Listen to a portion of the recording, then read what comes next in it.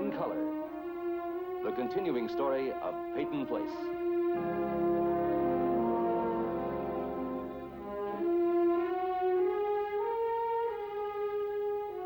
Starring Dorothy Malone as Constance Mackenzie, Ed Nelson as Michael Rossi, Ryan O'Neill as Rodney Harrington, Barbara Parkins as Betty Anderson, Tim O'Connor as Elliot Carson, Christopher Connolly as Norman Harrington, Patricia Morrow as Rita Harrington, James Douglas as Stephen Cord.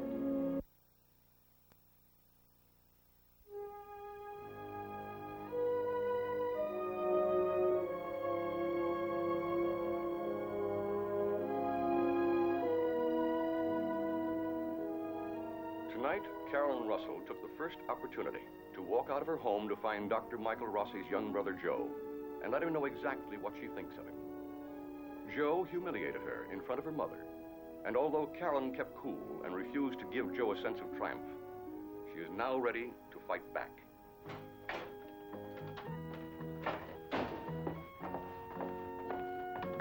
So I'm a nice young kid, huh? Much too young for big grown-up Joe Rossi. You know, it's laughable you're coming over to say those things to my mother. I came over to say them to you. Talking as though you were the original threat to a girl's innocence. But your mother didn't waste any time agreeing with me. Well, that's her hang-up. She doesn't like you. It's not because of your advanced age. She thinks you're rude. That's half my charm. Only half? Well, I must have something else going for me, or else you wouldn't be here. Right, little girl? I am not a little girl. You act like one. Like when I walked out the door of your house, I'd given odds that you'd come tagging after me. I am not. What excuse did you give to your mother? That you're doing homework with a girlfriend? I am going to do research at the library. It's not an excuse. Oh, but first you came looking for me here. The other night... All I did was kiss you. Oh, you had more than that in mind. Well, if you don't dig my action, would you come back for more? You know, there's such a thing as seeing a girl because you like her. Showing her some respect. Respect? Come on, I respect you more for being honest with your feelings. Oh, please. No, you're just what I said, a nice little kid. Because I don't feel I owe you anything for taking me out? Who's talking about paying? You got something for sale? Look, don't say that. Sit down, okay? You insulted yourself. I didn't. You know, you wouldn't know, but it's different when a man and a woman really dig each other. Sure. Let me tell you where it's at. See, where it's at is when you're too grown up for games. When you want to really be honest and start grooving with a guy. Getting real close. I have a hunch that your idea of close... Look, it's only part of it, but a big part. Otherwise, you're just like two strangers or two high school kids out on a date. So now I suppose I should say yes? It wouldn't make any difference, because you still have that scared look in your eyes. You better stick with the kids. I mean, the ones you can handle. I bet you gave the same advice to Jill. Well, that would be telling.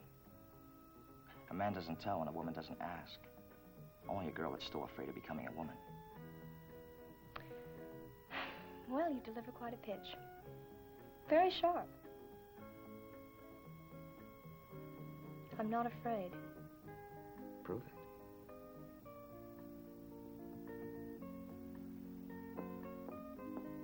Hey, Carolyn. No hello?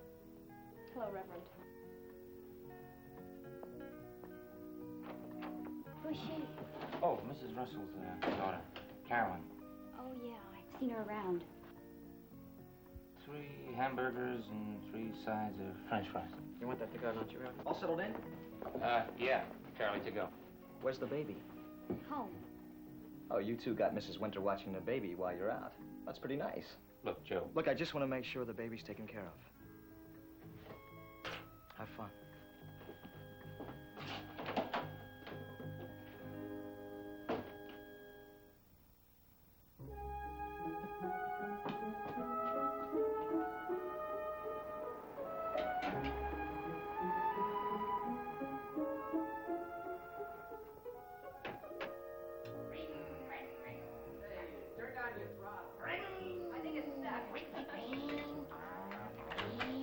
Oh, thanks, Roger.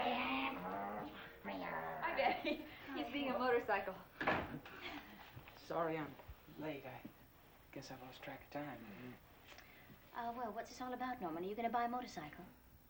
And, who went along and caught the bug? Oh, I have so much to tell you. Show her the picture from the distributor. This is just one model in 8. It sells itself right off the floor. Norm, let Rod start from the beginning. Just give me a chance to get another cup of rice. Wait a minute, Donna. We already ate. Oh? Yeah, we didn't want to put you out, so we ate some seafood at the wharf. Well, thank heaven for freezers. I guess we're both going to have to get used to some missed meals until they get the business going. Oh, I keep forgetting you don't know anything about it. We've been so excited. Over what? With the new firm of Harrington and Harrington, dealers in motorcycles. Parts and accessories? Repairs. Mostly repairs. Oh, well, I'm having trouble keeping up. Now, when you left this morning, you were in the garage business. Oh, but that was this morning. That was before my tycoon brother walked in and offered me a partnership. Your bikes are big now. Now, let me catch up. You talked to a distributor. Yep, he came down from Boston. Oh, then you've been talking about this for some time. Today, just today. Everything happened so fast. And I was around, so they let me tag along, too. Oh, I know it sounds pretty wild. I think it's great. Do you really? Come on, I want to show you guys something. The first thing we do is we tear out those living quarters and make it a repair shop. Yeah. Hey, that's my decorating magazine. Here is the outline of the garage as it stands today. This is the wharf over here. Can I get you some paper? No, this will be fine. Thank you, darling. Now, these are the workbenches. We have to have new workbenches here, like this. And on this area here would be the showroom. Why don't we put the bikes here, and then we can move in all the new equipment. Hey, show her the pictures. Yeah. Isn't this going to cost a fantastic amount of money? I mean, it's hard to get a bank loan We without... don't need a bank loan, darling. Norman and Rita got a windfall from Grandfather. A belated wedding present.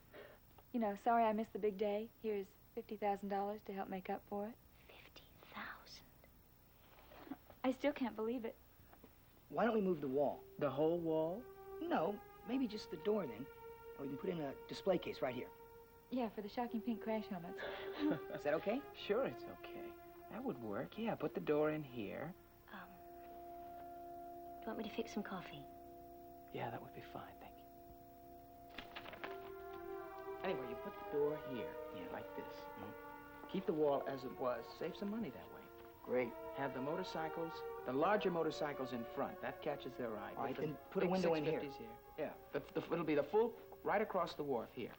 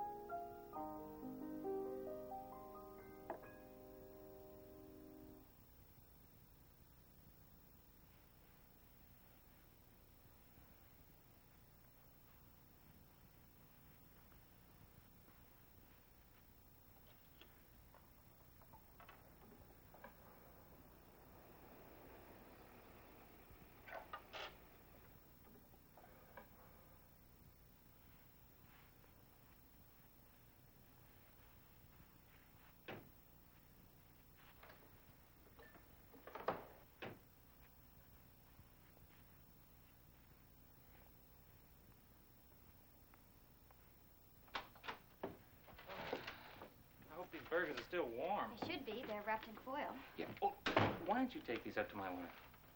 Okay. I want to put the coffee on, heat it up, and maybe make a few phone calls. All right.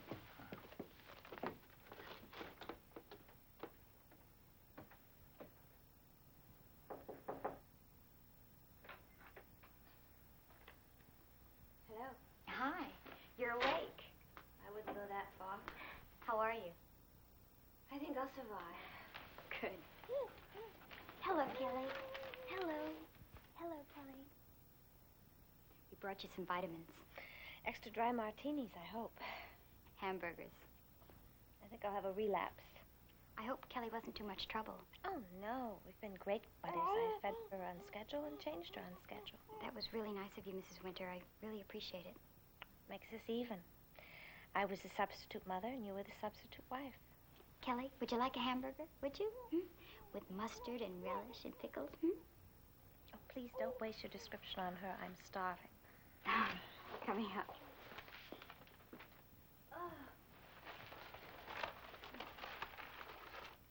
French fries. What are we going to wash this down with? Tom's putting on a pot of coffee. Tom? I mean, Reverend Winter. I never called him by his first name before. why I did it. It was perfectly all right. I mean, you can call him Tom anytime in private, but I think you should give him his due when people are around, Reverend or Mr. Winter. Oh, sure. May I sit down? Of course. Tell me, how was your day? Oh, it's kind of hard to describe. Oh, it should be quite simple, good or bad. Oh, more than good. It was wonderful. Oh? There's some napkins in the bag. Okay. It was an experience I'll never forget. I didn't know that men like your husband really existed. What do you mean? Well, to see one man doing so much good, helping people, being so unselfish. It's interesting to see how impressed you are. Well, aren't you? Of course I am, but I'm used to it. I mean, I make the rounds every day with him. It was fascinating to watch him, the way he talked to the people and showed them such kindness. He's so involved in their lives, and they have such respect for him. I don't think I'll ever forget what happened to the Lambert farm. Your father died. Mm-hmm. And he had to break the news to the children. He gathered them all around. They were squatting. And he picked up one of the dogs and held it in his arms, patting it as he told them. The dog kept trying to lick his cheek. He told them about the trip their father was going to take. But not in the way you'd expect him to say it. Somehow, he tied it up with animals and things that kids could understand. And then he put the dog down, and they all stood up. His dark suit was all covered with hair. Oh, I wish you could have been there, Mrs. Winter. He had those 5 little kids picking dog hairs off his suit. And then he took them into the house and put them with their mother. When he came out, he walked silently to the car, not even aware of me, just staring at the ground. He was suffering for that family. Tom is capable of great things. He's doing great things. Tell me, Jill, do you ever think you'd like this sort of life? Well, I never thought of it. I mean, it's rewarding and all, but somehow I just can't see myself as the wife of a minister. I never saw myself as a minister's wife either. Here it is. I hope it's good. I reheated it. Hi. Hi. Feeling better? Well, I don't think I'll need the last rites. Good. If you don't, those hamburgers look as though they might. I don't think they're going to survive at all. You know, I think we would have been better to get round. Oh, no. That's too much bother. I would have cooked it. I wouldn't have minded. On the count of 3, let's all spill coffee on the bedspread. Hey, you're feeling better, huh? Well, I rested, had long conversations with Kelly. Oh, incidentally, Joe, I think it's time for her to be fed again. Oh, right. Be right back.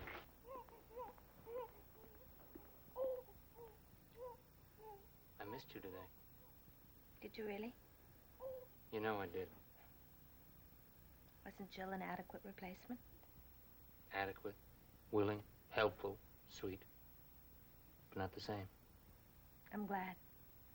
Everybody was asking for you. It's nice to be remembered. I really wasn't feeling well, you know. Well, that headache of yours came on suddenly. I guess I didn't help. You still think I was faking? Susan, it's over. How sick do I have to be to make you believe me? I believe you.